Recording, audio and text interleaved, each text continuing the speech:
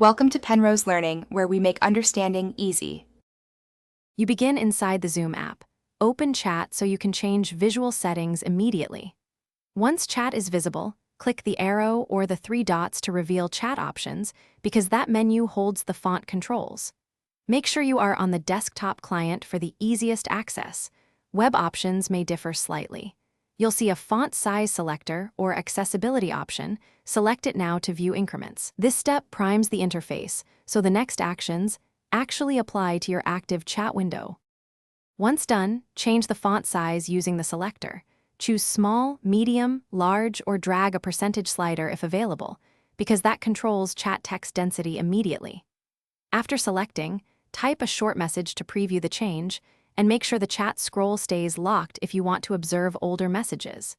If you don't see size options, open your operating system accessibility settings. Scaling or text size will affect Zoom. This combination explains why Zoom and system settings both matter. You finish by confirming the size across several chats and closing the panel. This ensures the choice persists across conversations. If changes don't stick, relaunch Zoom because cached UI states can prevent updates. Additionally, clear app cache or update to the latest version to fix display bugs. If you still cannot change font, check account, or admin policies, sometimes hosts lock chat appearance. One key troubleshooting tip: restart the app after updating settings. That resolves most stubborn sync or rendering problems immediately.